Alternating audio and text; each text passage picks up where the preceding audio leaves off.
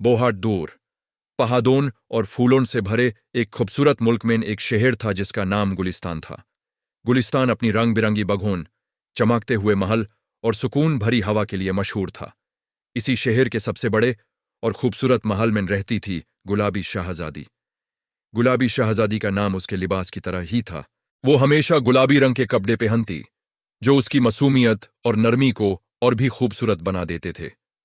उसकी आंखें गहरी और चमकदार थी, जैसे उनमें पूरी दुनिया की कहानियां छुपी हों।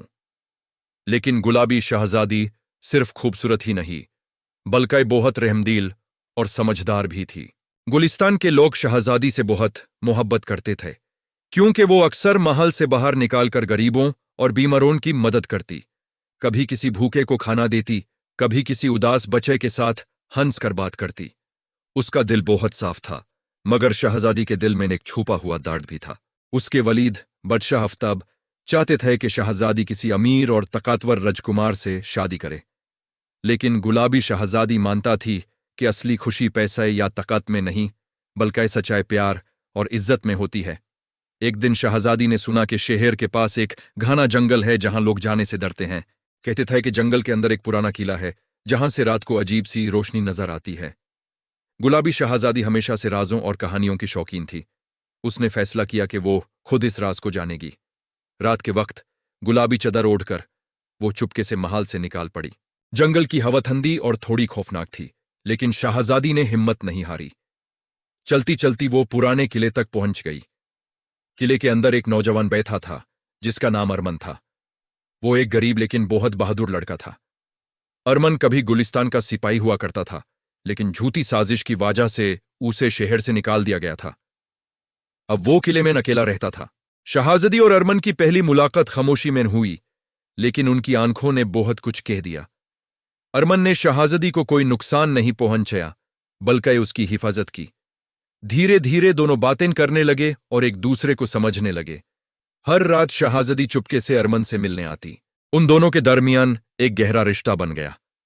अरमान शहजादी की सादगी और हिम्मत का दीवाना हो गया, और शहजादी को अरमान का सच और वफादार दिल बहुत पसंद आया। लेकिन सच ज्यादा दिन छुपा नहीं रहता। एक दिन बादशाह को शहजादी के गायब होने का पता चल गया। जब पूरी बात सामने आई तो बादशाह बहुत गुस्सा हुआ। उसने अरमान को कैद करने का हुक्म दे दिया। गुलाबी शहजादी ने पहली बार अपनी जिंदगी में बादशाह के फैसले के खिलाफ आवाज उठाई।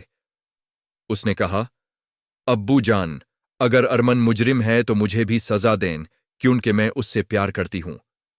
शहजादी के अल्फाज सुनकर दरबार में खामोशी छा गई।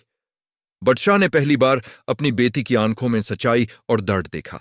उसी वक्त कुछ पुराने सबूत सामने आए जिनसे यह साबित हो गया कि अरमान बेकसूर था। बादशाह ने अरमान को आजाद कर दिया और शहजादी से माफी मांगी। उसने समझ लिया कि असल शान दिल की साफगी और इंसाफ में होती है। गुलिस्तान में खुशी का माहौल बन गया। कुछ अरसे बाद गुलाबी शहजादी और अरमान की शादी बहुत सादगी और खुशी के साथ हुई।